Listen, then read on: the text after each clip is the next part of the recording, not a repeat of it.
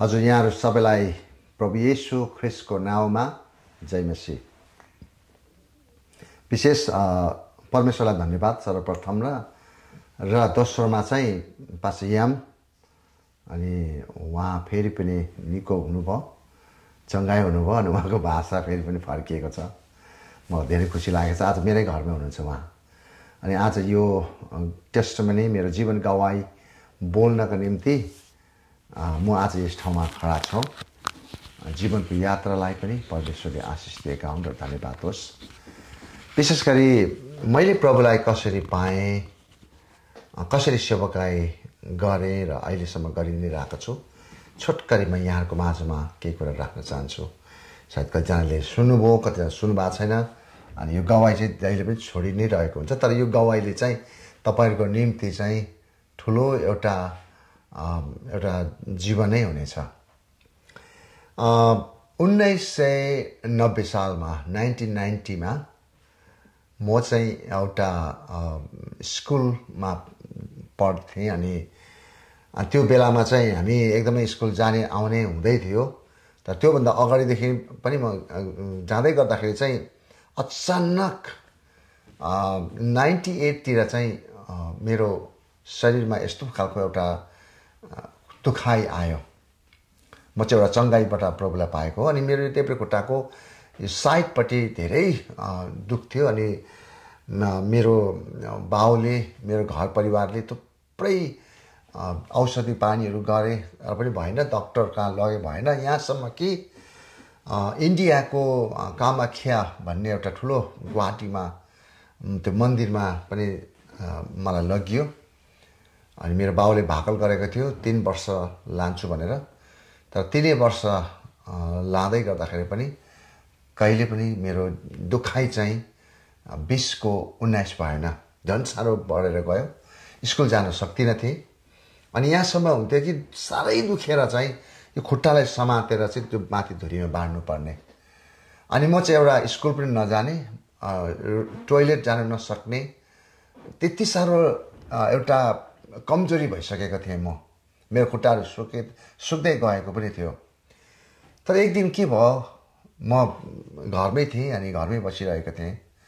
मेरो साथी, हामी स्कुलमेट, उहाँ अहिले पास्टर हुनुहुन्छ, पास्टर सिमोन तामाङ, कर्मसिंह तामाङ पनि भन्छ।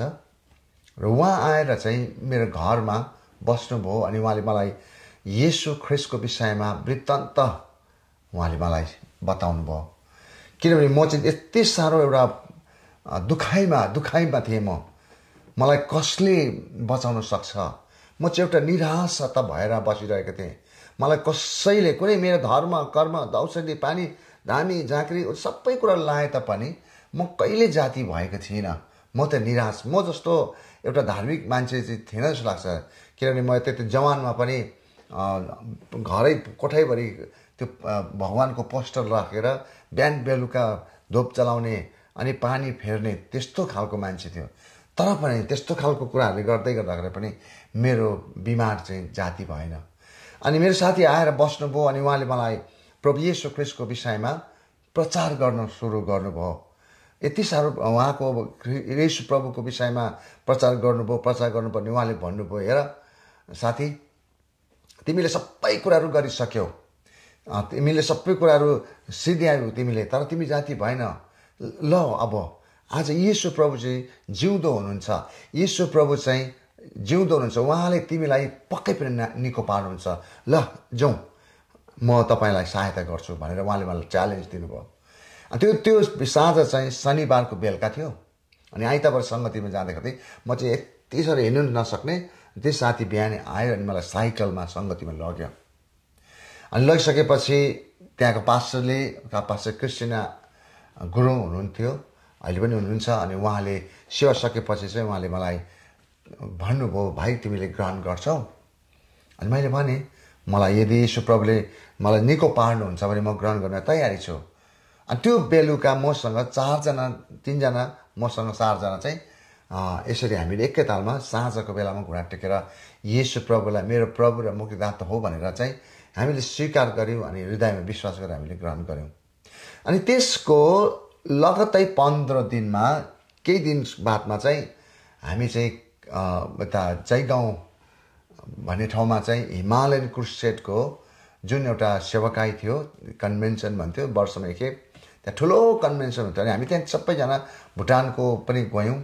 अनि त्यहाँ गइसकेपछि चाहिँ त्यहाँनिर तुर्सा खोलामा पास्टर जोएल लेप्चा, अहिले उहाँ स्वर्गीय जोएल लेप्चा, उहाँले हामीलाई बप्तिस्मा दिनुभयो।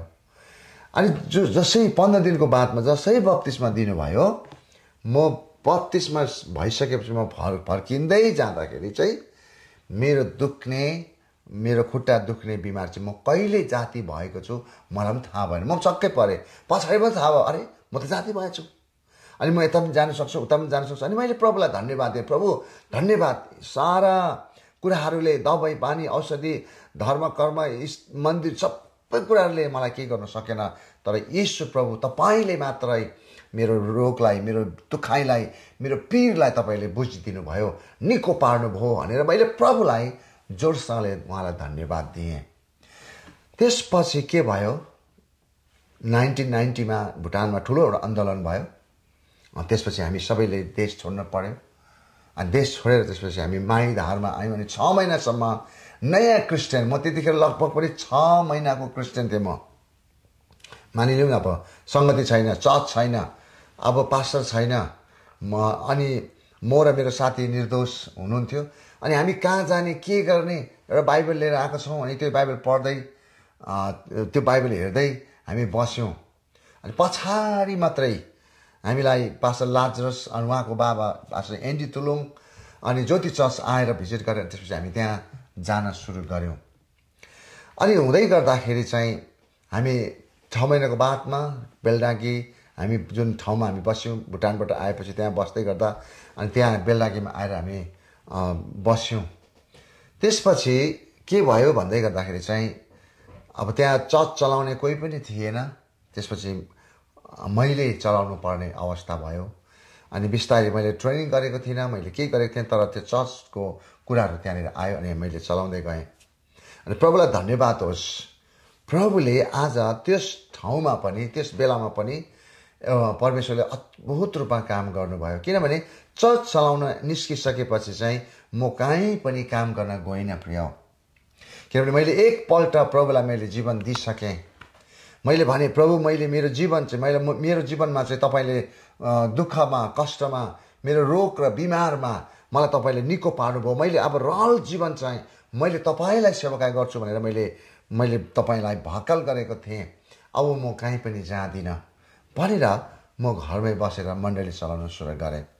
प्रिय, तपाईँलाई नडाँटी भन्दाखेरि आज हामी कस्तो कस्तो अवस्था भएर आयौँ। कोही बेला लुगा हुँदैन थियो, कोही बेला खानेकुराहरू हुँदैन थियो, कोही बेला पाहुनाहरू आउँदाखेरि उनीहरूलाई ओढ्ने ओछ्याउने दिने लुगाधरी हुँदैन थियो। तौली, एक दिन एकजना प्रभुको दास आउनुभयो, अनि खै तौली देऊ न भनेको, तौली बिचमा भङ थियो। अनि त्यो प्रभु दासले यसो हेरेर उसको अनुहार देखाउँदै थियो, किनभने हाम्रोमा अरूको तौली पनि थिएन, हाम्रो जुत्ता, हाम्रो लुगाहरू केही पनि थिएन। हामी जसोतसो आफ्नो शरीरलाई ढाक्ने कुराहरू यति साह्रो गरिबको चरम सीमामा आएको थियौँ। तर पनि मैले प्रभुलाई भने, प्रभु मैले तपाईँको सेवाकाई गरेर म आएँ। त्यसपछि त्यहाँ चर्च सुरु भयो। लङ हिस्ट्री सर्ट भन्नु पर्दाखेरि चाहिँ अनि त्यसपछि त्यहाँ हामीले चर्च बनायौँ। बेलायवानमा हामीले चर्च बनायौँ। अनि चर्च बनाइसकेपछि हामीले त्यहाँ थुप्रै मानिसहरू प्रभुलाई ग्रहण गर्न सुरु गर्यो। नानीहरूको मिनिस्ट्री सुरु भयो। तर बिचमा आएर, किनभने त्यो देश चाहिँ त्यो समयमा चाहिँ नेपाल चाहिँ हिन्दू राष्ट्रै थियो। त्यसपछि प्रहरीहरू आएर, त्यसपछि त्यहाँका त्यहाँको ठुलो मानिसहरू आएर चाहिँ हाम्रो चर्चहरू चाहिँ भत्काइदियो। हेर्नुहोस् है त, चर्चहरू भत्काइदियो। अनि त्यसपछि लगभग त्यो चाहिँ 94को कुराहरू हो, यो 93-94को कुराहरू। अनि मेरो नानी छोरी रेणुका सानै थियो। अनि त्यो बेलामा चर्च भत्काइदियो। अब हामी सङ्गति कहाँ जाने, के गर्ने? अनि त्यो बेलामा क्रिस्चियनहरू चाहिँ हदको अमलामा गन्ती गरिन्थ्यो। क्रिस्चियनहरूलाई चाहिँ एउटा गोलीले एउटा फुटबल खेलेको जस्तै यताउता हेला हुन्थ्यो। त्यहाँनिर कसैलाई प्राथमिकता दिँदैन थियो। हामी त सुरु बाटोमा हिँड्थ्यौँ, सुरु जान्थ्यौँ, किनभने हामीलाई हेपासी थियो, हामीलाई जुन प्रकारको खेदो थियो। अनि त्यतिखेर जब चर्चहरू भत्काइयो अनि हामीलाई थानामा लगियो, यस्तो थुप्रो कुराहरू भयो। त्यसपछि के भयो भन्दाखेरि चाहिँ परमेश्वरलाई धन्यवाद होस्, प्रभुले आज साँच्चै हाम्रो निम्ति ढोका खोलिदिनु भयो। हामीले भुटानको लागि धेरै प्रार्थना गऱ्यौँ, प्रभु हामी भुटान जानुपर्छ, भुटान गएर आफ्नो देशमा बस्नुपर्छ, भुटानलाई हामी माया गर्ने मान्छे हो, अहिले पनि हामी माया गर्छौँ। तर प्रभुले भुटानको ढोका हाम्रो निम्ति खोल्नु भएन। तर अन्तर्राष्ट्रिय 7वटा देशहरूमा परमेश्वरले ढोका खोलिदिनु भयो। त्यसपछि हामी सबैजना माइग्रेन्ट भयौँ अनि हामी कोही अस्ट्रेलिया गयो, कोही अमेरिका, कोही क्यानाडा। तर मलाई चाहिँ अमेरिका हामी आयौँ। अनि अमेरिका आइसकेपछि चाहिँ 2009मा आउँदै गर्दाखेरि चाहिँ तपाईँको एक आइतबार चाहिँ हामीले सङ्गति गऱ्यौँ न। तर अर्को आइतबारदेखि चाहिँ मैले त्यो नेपाली सङ्गतिलाई मैले सुरु गरेँ। अनि त्यहाँ जब सुरु गरिसकेपछि त्यहाँका मानिसहरू एउटा एपार्टमेन्टबाट सुरु गर्यो। अनि एपार्टमेन्टमा मान्छेहरू आउन थाल्यो, एपार्टमेन्ट टाइट भयो, एकदमै मान्छे बस्ने ठाउँ भएन। ग्रहण गरेँ एक दिनमा लगभग पनि 23जना जतिको मान्छेले बप्तिस्मा लियो। ग्रहण गरे लगभग पनि त्यहाँ 200जना भन्दा बढ्ता मान्छेले प्रभुलाई त्यहाँनिर चिने। अनि प्रभुलाई धन्यवाद होस्, त्यहाँनिर मण्डली स्थापना भयो। आज पनि त्यो मण्डली जीवित छ। पास्टर दिल सुनवार, पास्टर कुन्ती उहाँले चलाइराख्नु भएको छ। अनि त्यहाँ आएको विश्वास गरेको विश्वासीहरू आज ठाउँ ठाउँमा अमेरिकाको कतिवटा ठाउँहरूमा उहाँ सर्नु भएको छ। तर प्रभुलाई उहाँले चिन्नु भएको छ। मेरो नाउँ त यसरी पनि राखियो त्यहाँ, यो फिलिपले के अरे नेपालबाट मान्छे आउँछ, टोप्ला बिसाउनु दिँदैन, चर्चमा लगिहाल्छ। हो, टोप्ला बिसाउनु दिँदैन थिएँ मैले, किनभने मलाई थाहा थियो हाम्रो यीशु प्रभुले चाहिँ सबै जातिलाई माया गर्नुहुन्छ। हाम्रो यीशुलाई मैले जस्तो म जस्तो शान्ति, म जस्तो आनन्दको अरूले पनि भोगोस्, अरूले पनि पाओस् भन्ने चाहिँ मेरो चाहना थियो। त्यस कारण मान्छेलाई गएर मैले टोप्ला नबिसाएँ, किनभने उनीहरू चाहिँ जेटल्याग थियो, उनीहरू निन्दामा थियो। अनि उनीहरूलाई भेटिसकेपछि खाना खुवाएछ। अनि मैले उहाँहरूलाई भोलिपल्ट चाहिँ आउनुहोस् है सङ्गति, म तपाईँलाई लिन आउँछु भन्दै गर्दाखेरि अनि उहाँहरूले त्यसरी ग्रहण गर्नुभयो। आज कयौँ गवाई छ। 5 वर्ष फिनिक्स एरिजोनामा हामीले बस्यौँ। त्यसपछि प्रभुले हामीले दर्शन दिनुभयो। त्यसपछि चाहिँ हामीलाई प्रभुले जर्जिया रकमार्ट भन्ने ठाउँमा एउटा सिटीमा प्रभुले लानुभयो। अनि त्यहाँनिर 7 परिवारहरू रक आइल्यान्डबाट सर्नु भएको थियो। अनि हामीले 2 वर्ष चाहिँ यस्तो प्रार्थनामा बस्यौँ, हामी यस्तो बाइबल स्टडीमा बस्यौँ, यति साह्रो प्रभुसँग कनेक्सन भयो। अनि त्यो परिवार आज यहाँ ओहाईमा पनि हुनुहुन्छ। अनि हामी त्यहाँ 2 वर्ष बसेपछि त्यहाँ पनि मण्डली स्थापना गऱ्यौँ। अनि आज यो कोलम्बसमा 2016मा न्यू बेथेल नेपाली चर्च चाहिँ हामीले सुरु गऱ्यौँ। अनि यो सुरु चाहिँ कसरी भयो भन्दै गर्दाखेरि चाहिँ पास्टर रमेश बाल्टिमोरमा हुनुहुन्थ्यो। अनि उहाँ सर्ने कुराहरू भयो। त्यसपछि मैले उहाँलाई कल गर्ने, अनि पास्टर रमेश तपाईँ कोलम्बस आउँदैछ हुनुहुन्छ भने चाहिँ ल हामी मिलेर सङ्गति गरौँ। अनि म चाहिँ जर्जियाबाट सर्नुभन्दा अगाडि चाहिँ उहाँ सर्नु भएको, तर म चाहिँ ब्याक एन्ड फोर्थ म गइबस्थेँ। अनि उहाँको एपार्टमेन्टमा 3 घर विश्वासी मिलेर हामीले सङ्गति सुरु गऱ्यौँ। आज हामी लगभग 300 चर्चेस विश्वासीहरू हामी छौँ। अनि आज प्रभुलाई धन्यवाद होस्, आज न्यू बेथेल नेपाली चर्च 2016 सालमा हामीले सुरु गरेका थियौँ। अनि आज 2025 सालमा आज न्यू बेथेल चर्च आज हाम्रो आफ्नै बिल्डिङ छ। हाम्रो 99% हाम्रो विश्वासीहरूले घर किन्नु भएको छ। अनि धेरै आशिषित छ। अनि प्रभुलाई म विशेष गरी धन्यवाद दिन चाहन्छु। मेरो परिवार, मेरो छोरीहरू, मेरो श्रीमती, मेरो नानी 2जना छोरीहरू, मेरो 2जना छोराहरूले मेरो मिनिस्ट्रीमा, यो न्यू बेथेल मिनिस्ट्रीमा उहाँले सहायता पुर्याइरहनु भएको छ। विशेष गरी म धन्यवाद दिन चाहन्छु। आज यो Bethel church, new Bethel church चाहिँ योसम्म आउनुको पछाडि चाहिँ विशेष पास्टर रमेश, पास्टर तुलसी, एल्डर्सहरू जति पनि हुनुहुन्छ, डिकन्सहरू, हामीलाई सहायता गर्नेहरू थुप्रै प्रभुको छोराछोरीहरू लिडरसिपमा आज भार दिनुभएको छ।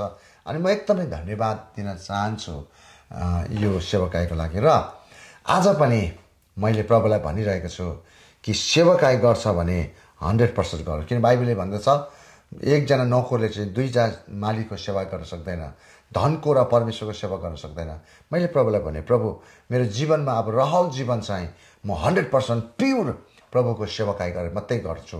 मेरो साइड इन्कम यताउता म गर्ने छैन भनेर मैले प्रभुलाई मैले भनिसकेको छु। अनि प्रभुलाई धन्यवाद होस्, प्रभुले हामीलाई अझै उहाँको उपस्थिति, अझै उहाँको मुहार, अझै उहाँको नजिकतामा उहाँले हामीलाई लगी नै राख्नुभएको छ। अनि म विश्वास गर्छु न्यू बेथेल नेपाली चर्च चाहिँ एउटा शक्तिशाली चर्च, एउटा शक्तिशाली मण्डली हुनेछ। अनि यो चर्चको कारण चाहिँ एउटा रिभाइभलको चर्च हो। अनि यो चर्चमा भएको विश्वासहरू चाहिँ एउटा एक प्रकारको एउटा रिभाइभल छ। अनि परमेश्वरले यो एउटा हामीलाई दिएको एउटा गिफ्ट हो। यसलाई हामीले सरासर हामीले ग्रहण गरि नै रहेका छौँ। र प्रभुलाई धेरै धन्यवाद। लङ स्टोरी अथवा गवाईलाई मैले सोटकरीमा यहाँहरूको माझमा मैले राख्ने एउटा मौका पाएँ। अनि धन्यवाद होस् प्रभुलाई। अनि फेरि पनि म धन्यवाद दिन चाहन्छु जीवनको यात्रा यो मिडिया यो मिनिस्ट्रीलाई, अनि विशेष गरी पास्टर यामलाई पनि धन्यवाद।